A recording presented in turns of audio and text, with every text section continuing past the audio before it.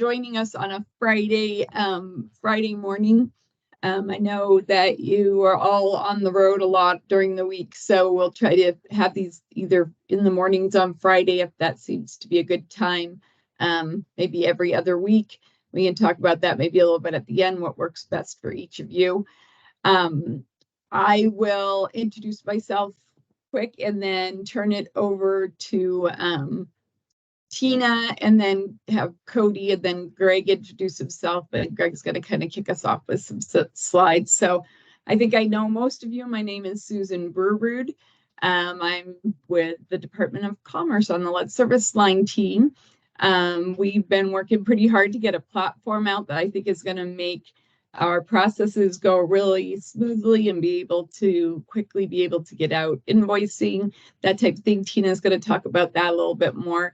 But we're really excited to be able to bring this to our communities, both in Indian country and across the state.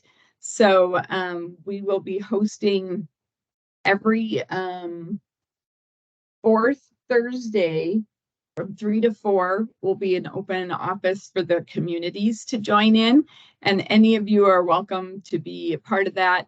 But we will be having some separate trainings for our PSPs so that we can kind of get some of that housekeeping out of the way that doesn't really involve our communities. So I'm going to turn it over to Tina and then let her introduce herself, and then Cody and then Greg. Was that the order I promised? Yes, it is. Perfect. Okay, so my name is Tina Salazar. I'm the Community Technical Assistance Specialist, and I, along with Sue, will be issuing, reviewing the applications and handing out assignments for the lead service lines.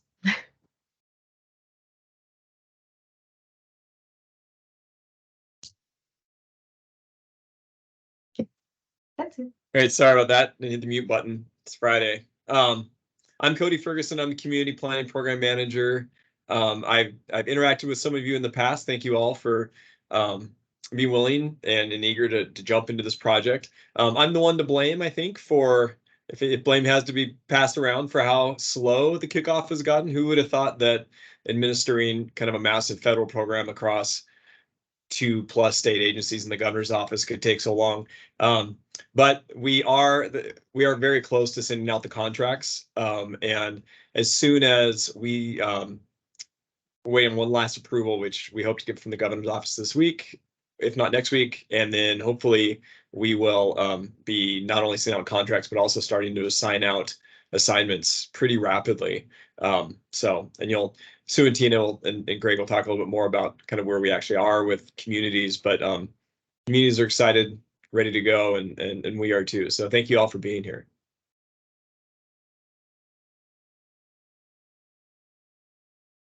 And hi, my name is Greg Montgomery.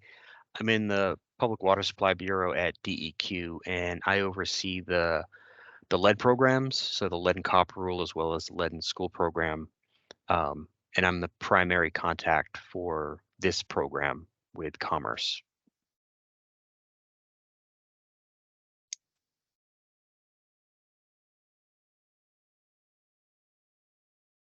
You're muted, Sue.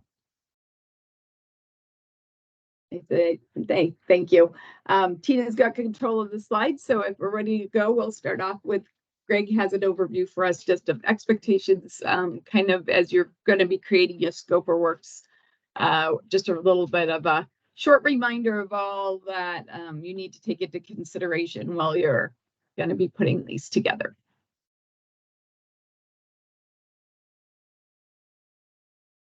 So Tina's got slide control. There we go. Thank you, Tina. Great. So I just put a few slides together, kind of high level overview of the program, and I guess just some things to think about when you guys are looking at a project and trying to scope it out, to kind of take into consideration of maybe how long or how much effort it would take to do an inventory at any particular system. That's one thing that we just don't know, how long an inventory takes.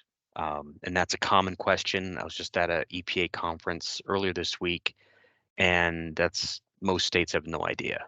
So, and it really just depends on the particular water system. So obviously a small water system is not going to take as long as a larger one, but also depends what kind of records they have.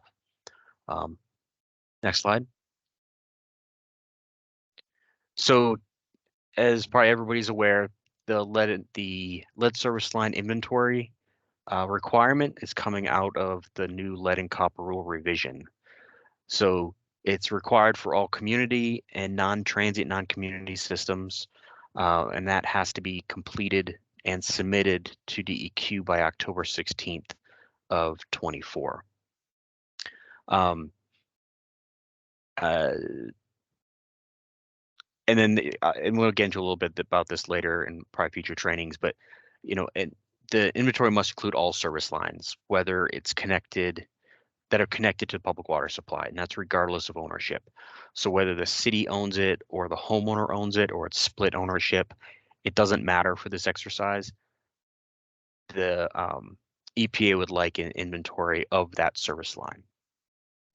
And then the other thing to take into account is this is a living document. So we're not expecting all these inventories that are coming in will be perfect. The first step, and what I'll get into, is looking at the files and doing research and seeing what the system has already as far as their permitting. Basically, what records do they have? Knowing that some of these systems will probably have unknown lines, that's okay. They can put unknown lines on their inventory. There are some kind of caveats with an unknown line. EPA does look at it as lead until otherwise proven, but then having that system, has a plan in place to further investigate those unknown lines, either with some other type of investigation method, like soil vac or excavation or sampling or something like that. And then the inventory is really the first step and the kind of the most important requirement of the new lead and copper rule revision. All these other ones that are listed here are based on the inventory, so they can't do new site sampling plans, replacement plans, doing replacements or in compliance sampling without having your inventory done first. Next slide. So this is essentially what EPA is looking for a service line inventory. Well, basically we have to submit to EPA for the data, and basically they're looking for four main things. Is the line lead? Is it galvanized, requiring replacement? Is it non-lead, or is it unknown? So essentially, at the end of the day, we have to report those four numbers to EPA. So any given system, how many of their lines are lead, how many are line requiring replacement, how many are non-lead, how many are unknown. And again, these are just focusing on the service lines. There are the connectors, so the pigtails or the goosenecks that connect the water main to the service line. A lot of times those can be lead. That's not required in the inventory, but we are highly recommending it, and you'll see it in our template that we do include it, that while you're going through this process, if you find out what those are, put it in inventory, because at some point that'll become an issue, and having the inventory now will save us time further down the road. Next slide. So this is just a schematic, what is a service line? So what are we talking about? It's really the line that goes from the street to the house. And we kind of had separated into two different sections. The street side, which goes from the water main to the curb stop, and then the building side, which is the curb stop to the home. And again, it doesn't really matter on ownership. We do have a question on our template about who owns it. Is it customer owned? Is it system owned? Is it split? But essentially, as far as the inventory itself, it's regardless of ownership. We need to know what those service line materials are. Next slide.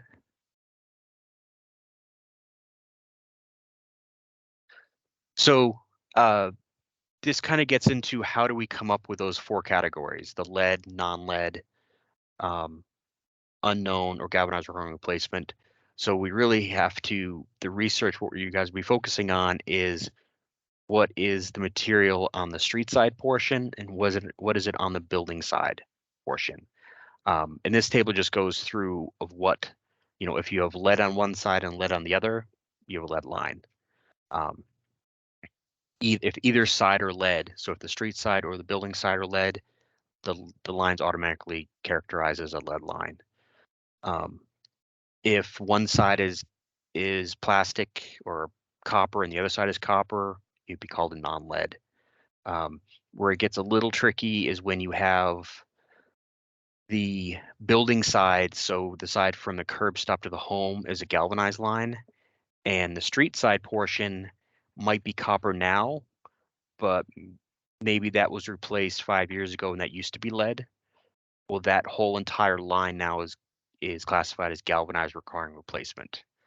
And that's because galvanized tends to absorb lead over time and then will release it. So essentially acting like a lead line. And also, if you have galvanized on that building portion and the street portion, you can't find any records, it's unknown. That's also considered galvanized requiring replacement until you can confirm that street side portion wasn't lead. And if you don't know what either side are, you would classify it as unknown. Next slide. So this is the stepwise approach that EPA had put together. So it kind of takes you through the steps of which you kind of where to start doing an inventory, where to first look, following through like what kind of the last option. So the last resort is excavating. I mean, that's the last thing anybody wants to do. It's the most expensive one. It's the most intrusive. You can hit and break service lines doing that as well. So it's something that's kind of again, that last resort. So I think what this TA program will really focus on is those first 3 boxes. The first step is looking at preliminary records. So, local plumbing code and history, seeing what that community or that system has for records, as well as their own records. So like plumbing permits, property tax records, if they have maintenance cards or installation cards.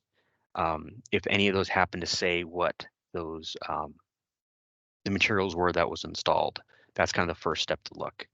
And the other thing to keep in mind is Montana adopted the lead ban in December of '87.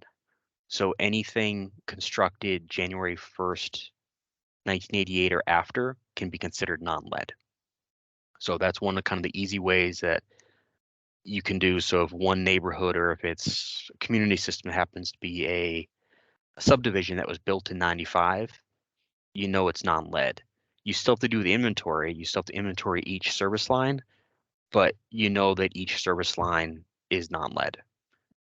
And then the third step is the resident surveys. And I know a lot of communities in the state have already been sending these out. And they'll basically send out, it's like a questionnaire that you can hand out or send out to, let's say, the homeowner, where the homeowner can inspect themselves. Either the homeowner can do it or like the water operator or the TA provider, if they can determine what the service line is, let's say coming into the home is one way to do it.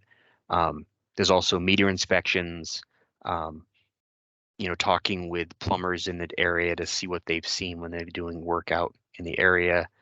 So those are the first kind of 3 main steps. And we have our guidance document covers all those steps and kind of what to look for and the different options in those steps. And then the last 2 are specific water analysis, so sequential sampling or profile sampling. There's flush samples. There's also modeling. Those are also more cost associated with those, and also not necessarily standalone options. So what we're really looking for is those first 3 steps, and hopefully those systems have records, and we can kind of avoid having to do extensive digging or modeling. Next slide.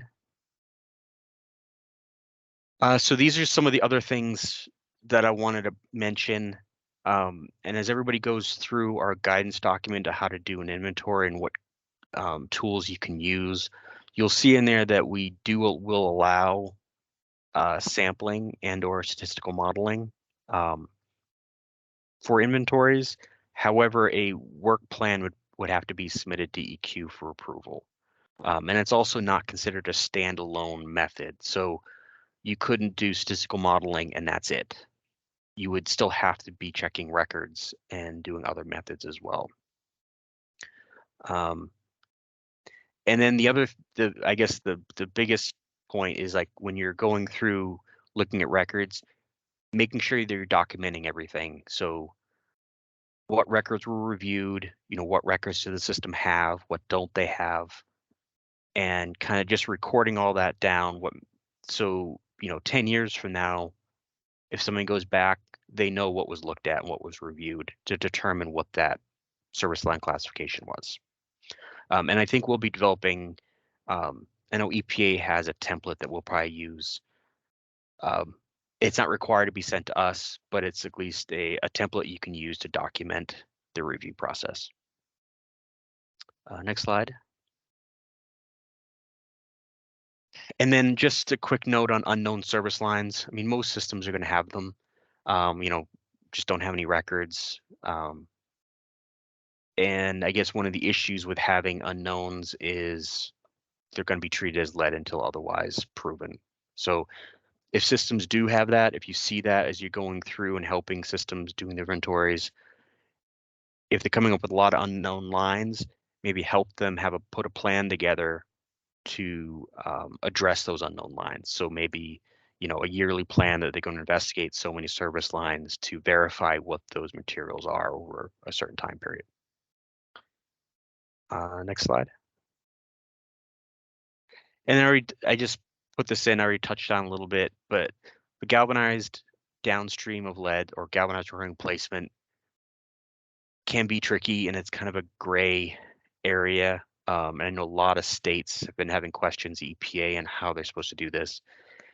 So, the best example is the kind of one I gave before. So if the main to the curb stop, let's say it's copper now, but it used to be lead. And then the street, the building side, the curb stop to the home is galvanized, that whole line would be considered lead. Where it gets a little confusing is if it's a full galvanized line, which a lot of communities have, and they have a lead pigtail or connector, that connector pigtail doesn't go into the classification of that service line. So if they have a full galvanized line and a lead pigtail, the line is just considered non-lead. It's just a normal galvanized line at this time. But we want to make sure that we're documenting that it did have a lead pigtail or gooseneck. Next slide. And this is just quick reference to our available resources. So we did develop a state-specific guidance document to kind of walk you through the inventory process. We have a guidance document to help with the inventory template itself. And then another one, I guess, for other systems that aren't familiar with using Excel, and it walks them through that as well. And then we are going to be developing some guidance documents and and templates like I mentioned before with that documentation template as well. But that can all be found on our DEQ website. Most of this, if not all of it, is also on Commerce's website, and our two websites are linked. Next slide. So just this general thing, how to get started with the inventory. So again, the first step is kind of reviewing that inventory guidance document, which is on our website and Commerce's, and then as well as using our inventory templates. So we have two, one's for community systems, one's for NTNC systems. They are in Excel file format. And we do need those submitted in Excel. And they are locked. So there's not a lot of, you won't be able to modify them or anything like that. We try to make the forms as simple as possible. There are a lot of rows, but we did put in drop downs so you can kind of select what best fits for that particular service line. And again, those can be found on both our Commerce's and DEQ's website. Next slide. So in submitting the inventory process, so the TA providers, you can be working directly with Commerce. However, when the inventory is done, either the provider or you can have the system itself, they do have to submit the inventory through the DEQ website. So on our lead and copper page, we do have a portal where you can upload the DEQ format. And there are a number of questions. It is password protected, but it's a simple free, it's just the state password system that the system would have to apply for. But it's a pretty quick system. And then the form itself is just asking basic questions. Go to the next slide. I think I have a copy of that. Oh, no, I took it out. Okay, you can go back one. So the form is just asking the contact person, the system name.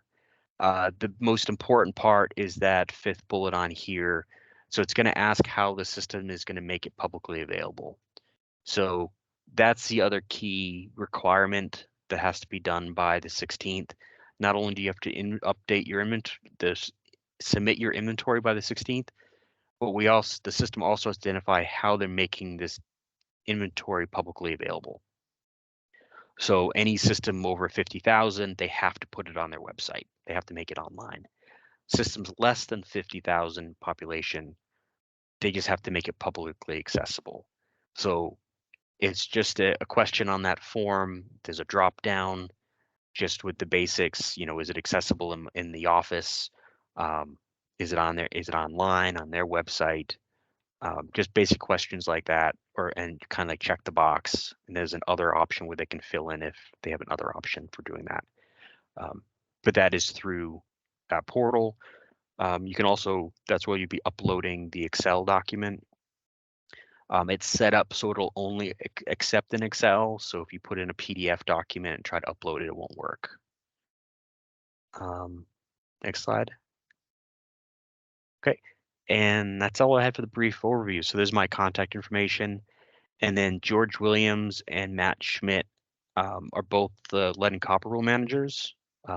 We have two now. Matt, we just hired a few months ago, so they'll be splitting duties.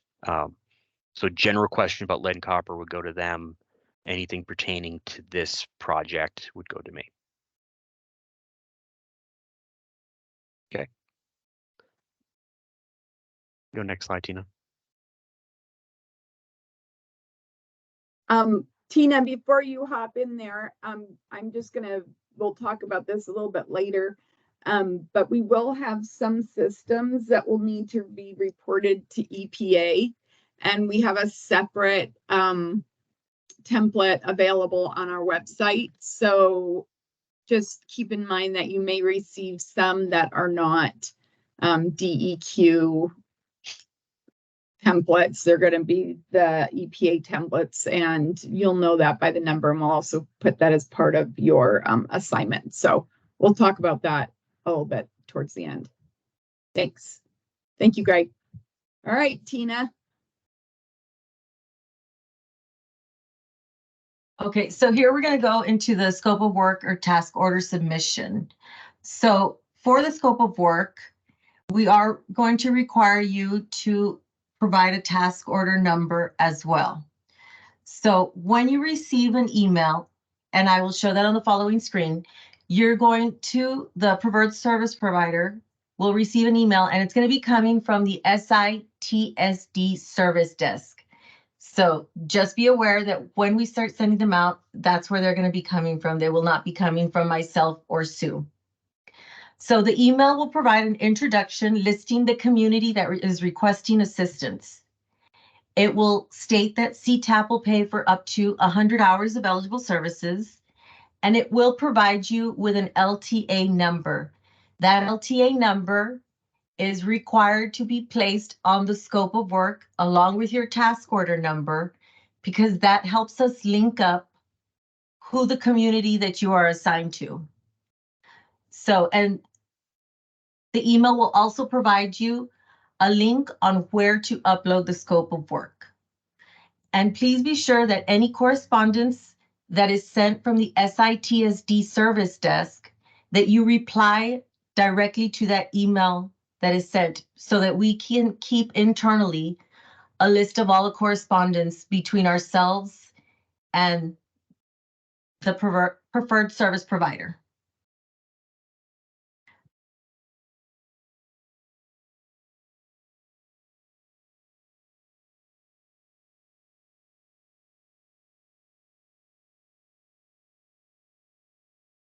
Tina, you're muted. Oh no, I was muted the whole time? Nope, we got the first screen just when you changed Oh. screens. Okay, sorry about that. And I think this actually jumped out of order, so I'm gonna go back and forth here. I apologize for that. And So we will here, send this out, just. yes, FYI. updated correctly with this slide. So here you have the scope of work and the task order submission, and this is the email that you will receive from the SITSD service desk. So as you see here, it'll have the subject, the town that we are requesting assistance, and it's from the SITSD service desk. And here, for example, this one was for Great West Engineering, and it'll show here, good day, Great West, and it'll ask you, it'll outline, the requirements for the lead service program for you to review, and asking that in this example that the town of Cascade is requesting assistance. And again, it states that CTAP will pay for up to 100 hours of eligible service. So you will review this, and then you can submit your scope of work and task order if you accept it. So I'm going to go back to the previous screen. I apologize. So this is what the remainder of the email will say. This is your LTA number for this project. So this is the number that is assigned to each community. It'll be a different number, but every community is assigned an LTA number. So please be sure that any correspondence that you're sending includes this LTA number and this reference message. It's easier to just reply to this email that you are provided with. That way we can, again, keep track of any correspondence between ourselves and the PSP. So again, it states here, confirm if you're available to assist that community. If you are, please draw up your scope of work. In that scope of work, please include a task order along with this LTA number, and it'll show you where to upload the scope of work. So once you've completed your scope of work, you will come to this email and you will click, please upload the completed scope of work here. So I will go. It will take you to this screen, and you will go ahead and log in as your citizen login. Some of you may already have a login. You can go ahead and use that same one. If you don't, you will just have to create one. Just follow the instructions and you should have no problems. But if you do, please feel free to contact myself or Sue, and we can help you walk through that. Or if you receive an error, we can look into it and notify IT. So once you've logged in, this is the screen that you will see. And this is your scope of work attachment. So you must complete all the fields and attach your scope of work task order to submit. If you do not complete all the fields, you will not be allowed to submit. So here you have the LTA number, which again is linked to the community that you are assisting. You have the main point of contact. So there is the person who signed the contract and the person who is the main liaison, and that's the person that will receive the initial email. Once the liaison receives the email, they will assign it to another point of contact. So that point of contact is the person that will be listed here. You will put the main point of contact's name, email, and phone number. Once you've completed that, you will upload your scope of work.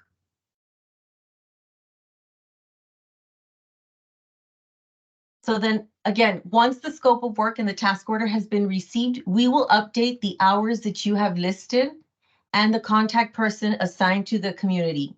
Should we require any clarification, we will reach out to the provider, and any questions we may have, we'll go ahead and ask at that time.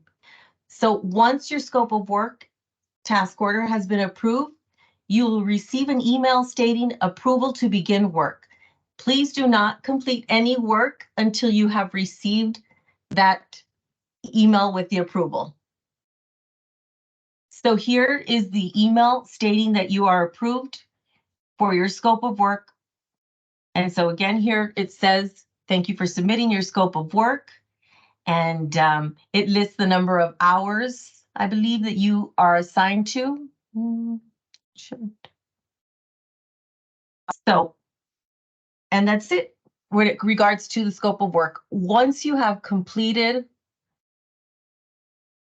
your inventory, you will submit that to DEQ and you will upload. Here it has the PSP invoice submission. You'll update your invoice for payment. We will verify that the inventory has been completed before we process payment. So on the next screen, you'll see the invoice submission. Again, your email will come from the SITSD service desk. And again, you'll follow the link, and invoices can be submitted on the 15th and the 30th so we can process for payment. We may update that as we move forward, but right now we'll be processing them on the 15th and the 30th. So again, you'll go to click on Citizen Login. And then this is the invoice submission screen. So once you have logged in, you're going to go ahead. Again, you must fill out this top portion and this area in order to submit your invoice. So here we have the LTA number again, the name of the contact, the date the inventory was complete, the date the inventory was assigned, your invoice number, the date of invoice, the date your inventory was submitted, and the total number of hours. You will list here a brief project summary. And once you've done that, you'll go to the itemized area. And again, you'll just provide a quick, if it was inventories, you'll just put here the technical assistance provided. You did inventories at the time, the amount of hours that you provided to those inventories, the date, and again, a quick or a brief detail of what was completed. This is itemized section 2 in case you have additional information that you need to attach for the invoice. Currently, this is the only section required upon your initial submission for an invoice. If there's more invoices, more than one, you will again have to complete the top portion, this area with the first, and this with the second invoice attached. And if there's more, then you can go ahead and feel free to add those on.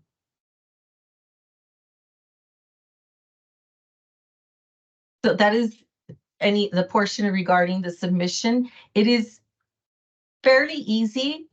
There's nothing too difficult about it, but if you have any questions or concerns as you're going through it, please feel free to contact myself or Sue and we can help walk you through it. So Sue's going to go ahead and present and provide you with additional information regarding our lead service line program website. Thank you, Tina. Yeah, let's take a quick break. I see Chris has a question. Chris, if you want to go ahead and unmute yourself and yeah, good morning. I did have a question for Tina. Tina, I didn't see a spot for travel cost in the invoices. Where would you put that in that little form? So your invoice the information will be placed on your invoice. Here, we're not asking for dollar amounts. We're just asking for the number of hours that you used for the inventory. You can go ahead and break out your invoice as you would, and we'll go ahead and insert or pay that accordingly. Okay, thank you. Thanks, Chris. That's a great question. Yeah, so that way, if you have some hours that maybe billed at different rates, you can show that in your invoice. Like if you have a secretary hours, some people broke it out that way, others didn't, but all of that will be in your invoice. And then if we need to assign additional hours as needed, that's for those other categories of technical 2 and technical 3 would probably be used. Does anyone else have any questions for Tina about that process? I know that's a lot to take in, and as you get it and read it, we'll work through it and we'll continue to have more discussions. But did anyone else have a quick question? Okay, great. Sue, I've got a question for you. Sorry. Okay. Just want to confirm that we can do intermediate invoicing for these inventories, that we don't have to just wait until they're complete to do an invoice. Is that correct? I'm gonna let Tina go ahead and answer that. Yes, you can do intermittent invoicing. Okay. I'm going to be honest, we have tested it out and all fields must be completed. I will have to get back to you on just verifying if the date for the inventory will have to be placed or if we can leave that portion blank. Okay, thank you. Yeah, some of these might take a couple months, so, you know, Yes, being able to invoice would be good. thank you.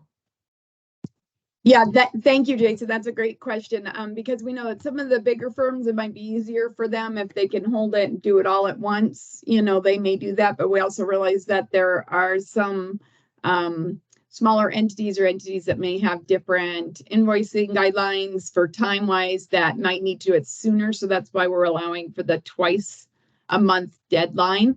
We're hoping to be able to stick to that, but keep in mind, we already have over 60 applications and we haven't really like fully started launching the program. And there's about, we think about 600, 650 that are eligible entities that probably may need assistance. So once we start assigning these, there's going to be additional updates and changes, and we'll really need feedback from our PSPs as to hours. And so we'll be able to kind of move those forward. So when you fill out your scope of work, if you're like, oh, this is a smaller community, we've worked with them, we know that they're really close, maybe they only need 30 or 40 hours. You can just please, you know, kind of think about that. If you're going to need more hours, let us know that and the reasons for that, and we can work through those too.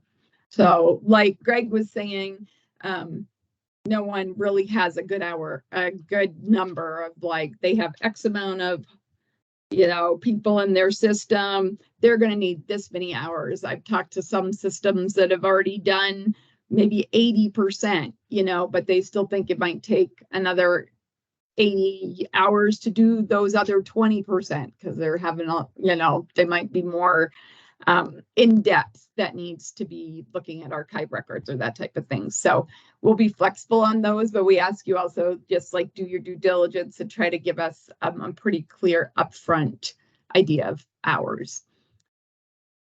So I'm going to kind of just take you to our website. One of the things we'd really like to do with this is to be able to have some consistent tools that are available to the communities, and as you help them, advocate for them and educate them, that they may come away with a better idea of the processes of how to run a community meeting and to be able to really be a part of the process.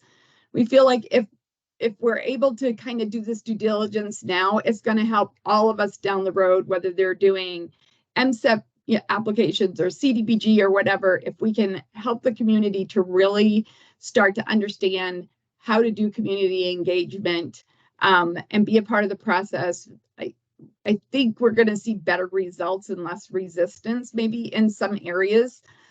So we have created on the website a community toolkit that we're still working with. We'll keep adding stuff, some digital assets that will be there for you to be able to share with the communities. The communities can pull off for themselves if they're going to do some social media posts about upcoming meetings, or that workers will be coming to do inventories, or we'll have some options for you to be able to do postcards, whether you want to print them out yourself or whether we need to do a bit bigger printing, also like some door hangers, that type of thing.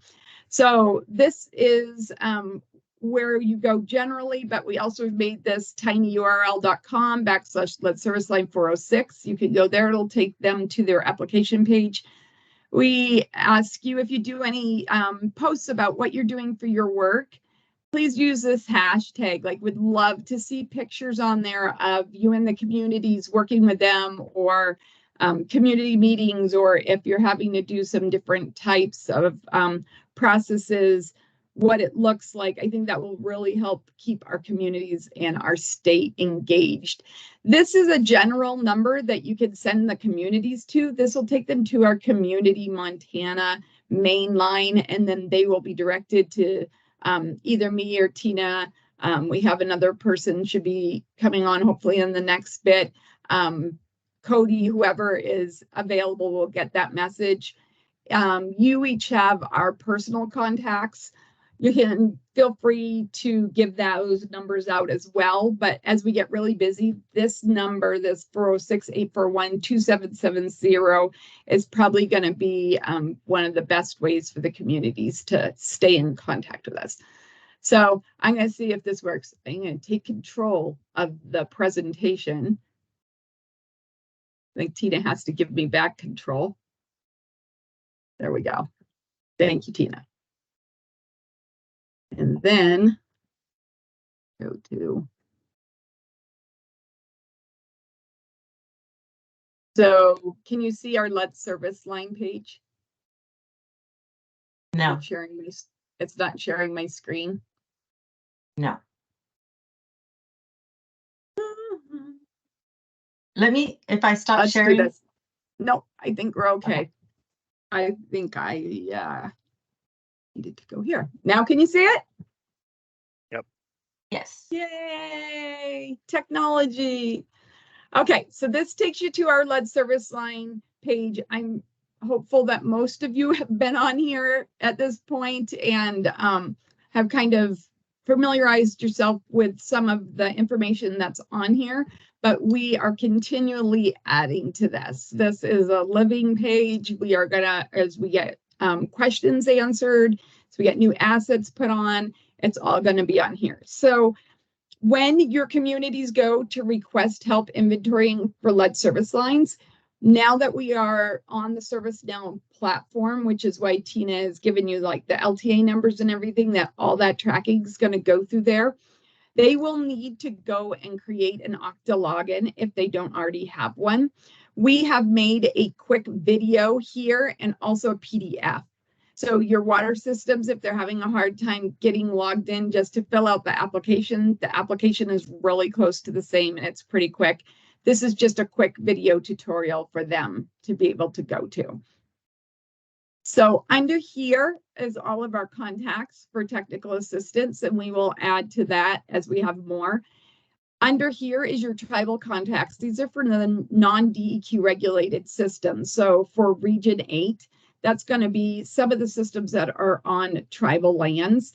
And as you go to this site, which is a new site for them, they put this live just maybe a month ago with this updated information. This is where you're going to find your Region 8 template, your reporting forms and instructions, your guidance and trainings.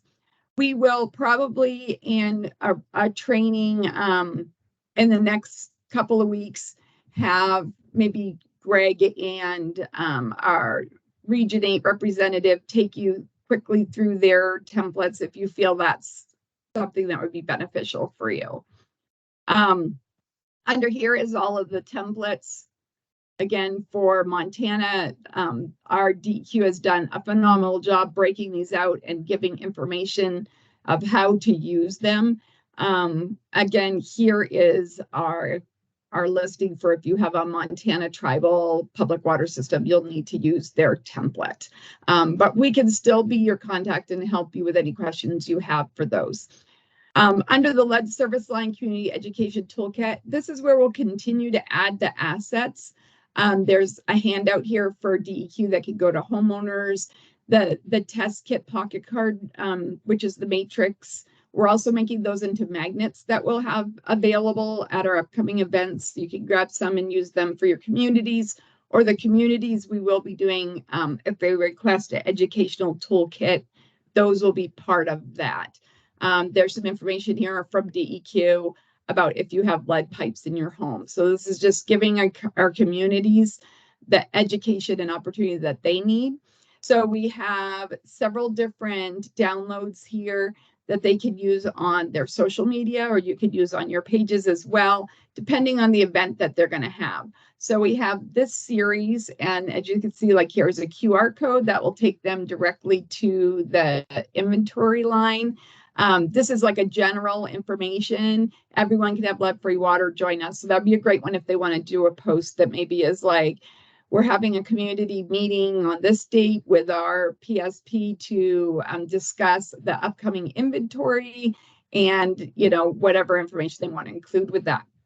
So here's some additional images that we had that we thought might be a little more for if they're doing a direct from their PWS and wanted something more that looks related to that. And then these are some assets that we have that we built for Indian country. We actually met with the State Tribal Economic Development Commission.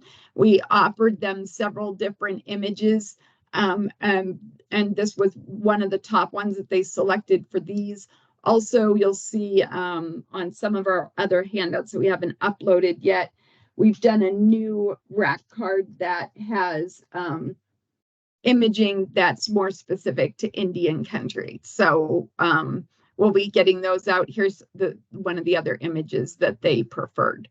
So, and the downloads. Down here is just more on the funding, the risks. Here's where we'll store all our trainings and recordings. And then we're working on our own press kit here. As we put information out, you're always welcome to share this also on your own social media as you work on projects.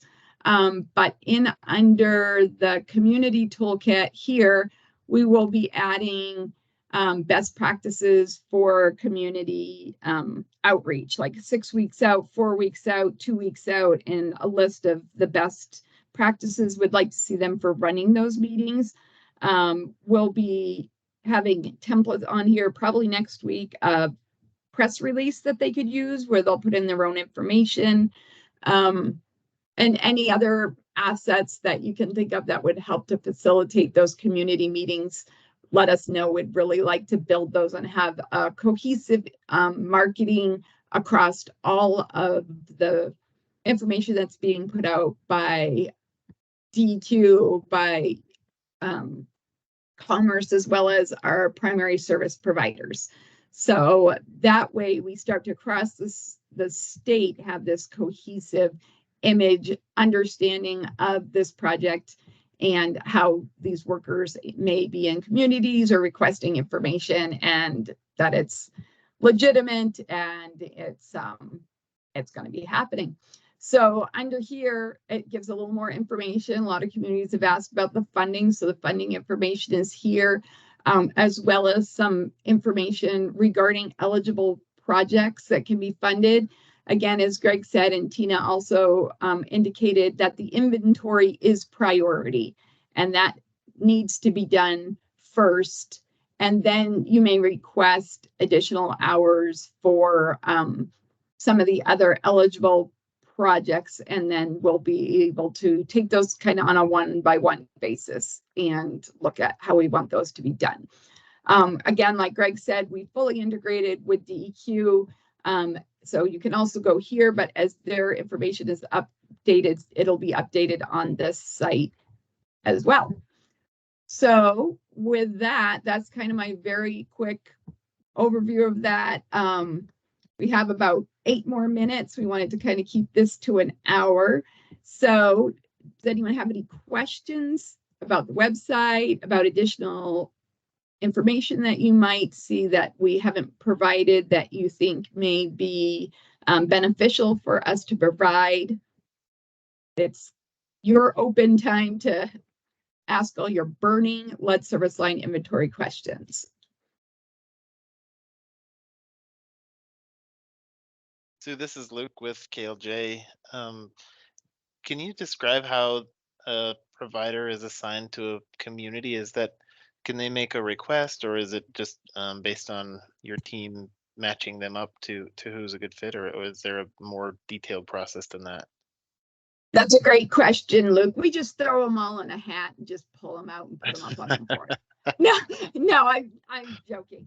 So when they request their help inventorying lead service lines, and I would open this, but I have to go through all my Okta login and everything. It asks them, so the reason we aren't just calling this our engineers is we actually have like multiple different types of providers. So we have like our regional economic development entity, we have engineers, we have some that are like just manage larger systems, so they applied. So when they go through and they put their request, it will ask them, do you have a procured engineer? If so, who? Are you working with a CRDC or regional economic development entity? It gives them the option to self-identify there if they have someone, and that comes through to us as preferences. So we have that information. Beyond that, if they don't, we will start looking at capacity, at regional location, maybe like if we know that they've already had kind of a personal work with another TA program that we've done, we might reach out to our providers and see if they think they're a fit before we assign them, if it's one that's really kind of out of the box. So I mean, the short answer is they will be able to request you. What we do ask is that you don't go out into communities asking for them to request you, because we want them to be able to self-identify, and also we have a lot of work to do, so we may need to put people into different areas. So if you know that you have someone and they need help and they've asked you about it already, I mean, obviously that's fine. You can let them know where they can go, but try to just, not be soliciting like new clients. Does that make sense? Please let them know that the opportunity is there to apply, and then there's going to be plenty of work for everyone. But that's a great question. So hopefully, did that help, Luke? Did that answer your question? Yeah, that helps for sure. And are you anticipating that requests will be coming in all the way until October of 2024?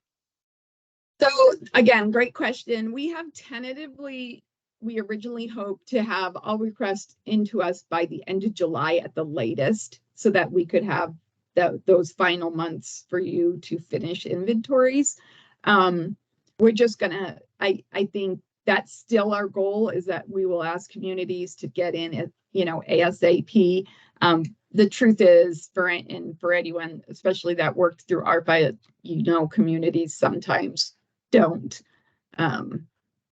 respond until like due date's imminent. So we're going to do our best to kind of encourage them that sooner is better than later, knowing that these are going to take a lot of capacity.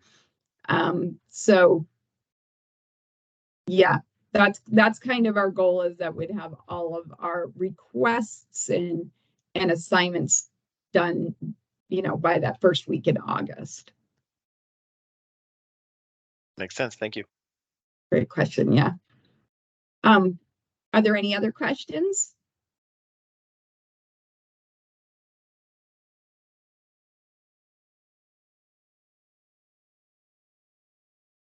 Right. Well, seeing none, and let's see, back to my meeting here.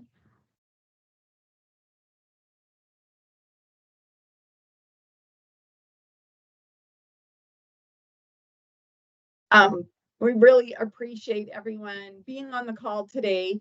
If you could just really quick, maybe in the chat, pop in if you would like to have bi-weekly meeting, or sorry, bi-monthly. We're not going to do bi-weekly, like bi-monthly meetings to keep, just up to date on changes and updates and questions.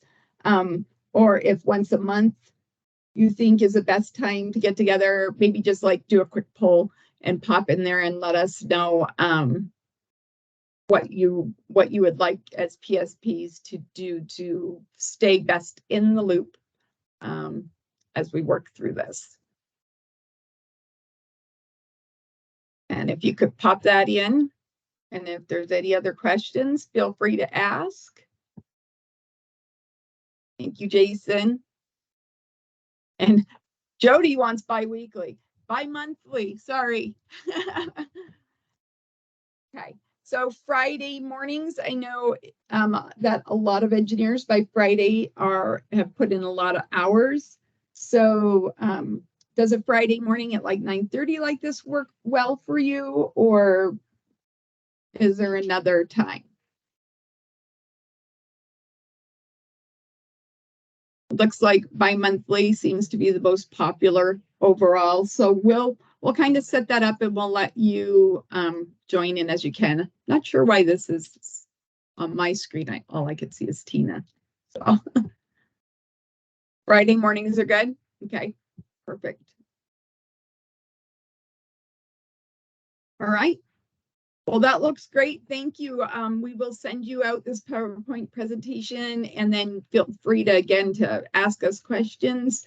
We'll set up some meetings for Friday mornings, like every other Friday, probably opposite of when we do our training on the 4th week, and any other feedback that you have. We are going to do our best to record these and make them available, Sarah, when you can't attend. Again, I think we'll all benefit from the questions that come up from the experience that others are having in the field.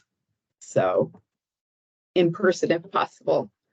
Cody or Tina or Greg, did you have anything to add? Otherwise, we'll give everyone their Friday morning back. I just want to thank everybody for attending, and please, as you're going through the process, if you have any questions, please do not hesitate to reach out to myself or Sue or Cody in regards to the scope of work or invoicing. I think that this is new for everybody and we're all learning together. So thank you.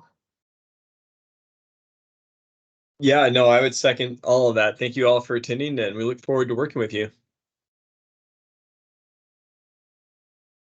Greg, did you have any last words you wanted to share? Just the same as Tina and Cody. Just like to thank everybody for participating. Yeah, and thank you for your patience too. But I think that the platform that we've been able to put together is going to allow for really good tracking and easy invoice and billing, and getting you information back as quick as possible. So thank you. All right, well, have a great day, and I'm going to see if I can save this and not lose it. And then we will send you all that information as soon as possible.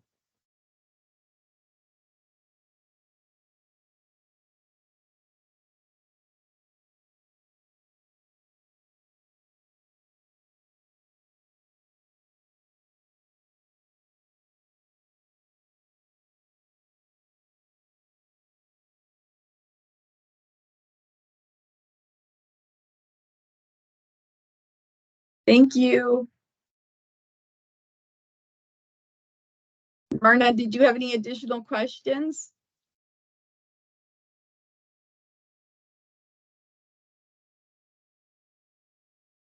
You're on mute.